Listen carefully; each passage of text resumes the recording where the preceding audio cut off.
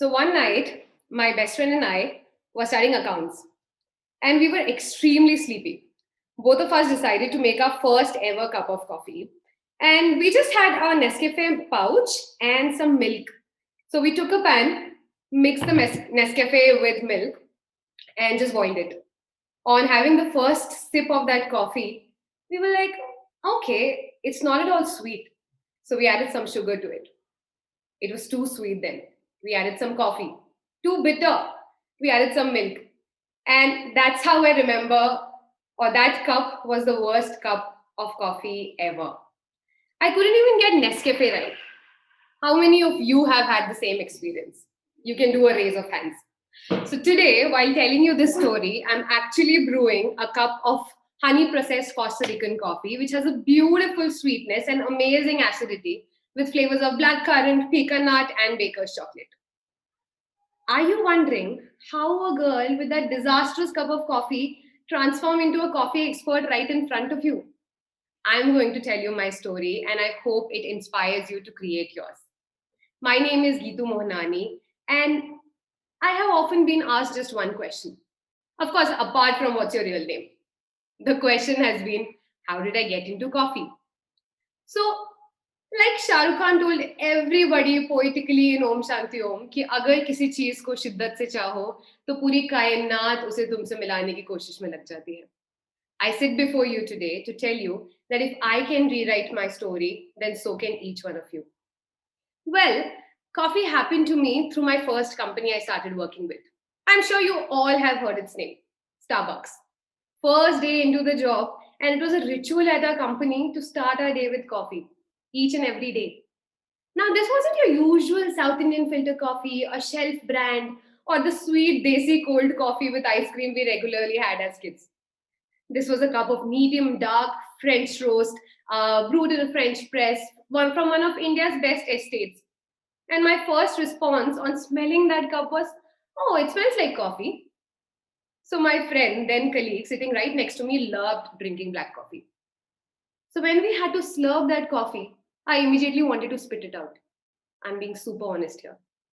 So what do you expect from what do you expect from a Bonvita drinking girl who has always lived in a tea drinking nation? I couldn't muster up the spirit to take another sip.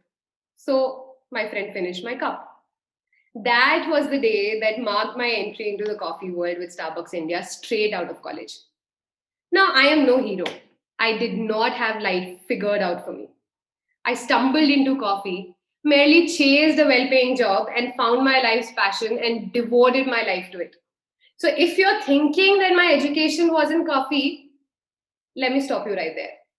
It merely covered one paragraph in my 3 year graduation in hospitality management. And as a hospitality student, just like everyone else, I aspire to work in a five-star hotel, be it Oberoi's or Taj or the Marriotts of the world, with one single goal. I wanted to be a general manager within 5 years of starting my career in hotel. And the only way I motivated myself to be a general manager was that I share the same abbreviation with general manager, Geetu Mohanani GM, general manager GM. But as you can see and will now know, we are far from this tragic thing. So, hotel management was never my first choice. It was something that I chanced upon and realized it was a course that I could express my creative side in. 3 years into graduation, however, did not lead me to where I am today. I think we sometimes overrate formal education, while the reality is you can move much beyond the subject of the degree. Your degree only provides you solid skills and a starting point. You can be what you truly want to be. You are no longer chained to it, especially in 2021. But what's the bad news? You have to put in the hours. As a management trainee, which involved working as a barista who would just make a cup of coffee, to a shift supervisor who would take care of the cafe for 9 hours, to being an assistant manager taking care of 25 employees, and finally leading my way to becoming a store manager of Starbucks, I opened multiple cafes.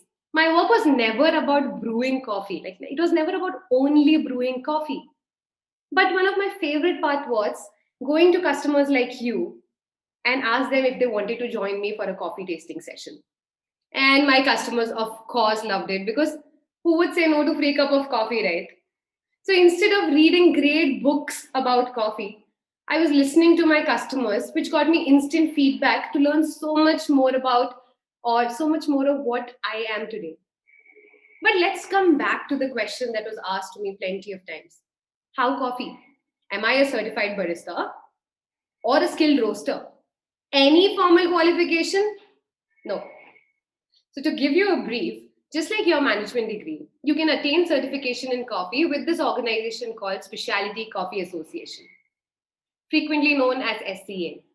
The SCS Coffee Skills Program consists of education in different specialities within the coffee industry. So, if you want to just introduce yourself to coffee, you could do a course. Or learn barista skills and brewing like me, you could do a course. Or, in fact, know about how a farmer handles his green beans, or how a roaster roasts his coffee. Or finally, you want to take that first smell and slurp and understand the sensory skills behind a cup. You can complete your foundation, intermediate, and professional diploma with them. I don't even have one of the 10 certifications from SCA as of yet. But I work as a cafe consultant, a seed to cup barista, and I'm constantly in touch with the end consumer of coffee, which is you. How? So, with Starbucks, I competed for barista championships, which involved brewing 3 cups of the pour over, like I just did, 3 cups of cappuccinos or espressos, 3 cups of my signature beverage, along with a written test and a blind coffee tasting, where I was supposed to just smell and slurp a cup and say if that coffee is from the land of Sumatra or a floral and juicy coffee from Kenya. And I did not win in 2016, thanks to my overconfidence back then, but made it a point that in 2017, I wanted to compete, win the nationals, and also wanted to be recognized as the top 3 baristas Starbucks have ever seen. From a 9-hour job to 5 hours studying each day, the zeal to reach from a green apron to black, enrolling myself into Coffee Masters program, conducting numerous workshops, doing farm tours, studying late night about roasting, and hearing about how coffee could taste like a potato. It does, trust me. I set my foundation for years to come. I realized winning was the outcome of a long project, and I would do what it took. I was willing to move heaven, and I did. I threw myself into this goal and forgot everything else in life. But did I still know I wanted this? No. So my second job landed me into a different city with an FMCG company. I was selling fruits, but only stood next to the coffee salesperson to do a coffee tasting. 2 months into FMCG industry and an Instagram story later, I decided to step back into the coffee world. My third job as a chief trainer in specialty coffee chain came to me because of all the achievements that happened in 2016 and 17. I found myself not just developing training plans, but entering into the largest coffee event the world has to offer. It's like the Olympics for coffee, World Barista Championship. It wasn't easy. Honestly, it wasn't. I didn't know if I couldn't sleep because of the 25 cups of coffee I had in the day, or the anxiety that was kicking in me because of the pressure regarding championship. 8 a.m. to 2 a.m. was considered normal to practice. I couldn't even get a correct latte art with a heart in the cup. I was so tense. Amidst the hundreds and thousands of baristas participating, I was crying. I didn't make friends all through the months of practice. But then I saw myself becoming the champion of 2018, fighting through all those anxieties and depression. In fact, the only woman barista champion India has. So, 4 years in coffee, so many achievements. I'm sure I have made it, right? But no, my stint with this last company came to an abrupt end. We had differences in ideologies and did not always see eye to eye on how to expand the brand. And I aspired to grow so much more. But this exit paved the way for my next step. But doubt set in again, where I wondered if I wanted to continue in this space because I have achieved so much or because I loved coffee eternally. Just like anybody else, I decided to meet a counselor who knew about my coffee history. I knew I loved hosting events and participating in competitions. But I wondered how to turn this into a career. I started doing coffee workshops with individuals where I taught them to brew their own cafe like coffee at home. I taught them how to taste the coffee, how to smell, how to slurp, how to locate the coffee and describe it further. And it was so fulfilling to see how enthusiastic people like you were to have an experience like that. This gave me the confidence to start my own brand, ABC by Gitu, becoming a coffee consultant. So, no SCA, no formal education is required for you to be a coffee professional. You could be a lawyer, you could be a teacher, you could be an MBA graduate, a scientist, and still ace as a barista. 2 years working for myself, I've consulted 5 cafes, planned menus, set up bars, built coffee blends, trained numerous baristas, enhanced my way into brewing a cup of coffee, and conducted so many workshops for multiple different organizations. Today, I work with all those people who were right there, howling for India in Amsterdam for me to win the World Barista Championship. A coffee farmer who needs help in understanding how he can grow and process a better coffee. A Q grader who grades that coffee and says if it's good or bad. A coffee roaster who buys coffee from this farmer and roasts it to give it to us, and we commonly refer to as coffee beans. A cupper who tastes the coffee and scores it based on specific parameters if this is a commercial coffee or specialty coffee. And of course, I work with people like you who dream of opening a cafe. I didn't have a role model I could look up to and say, hey, if she could do it, so could I.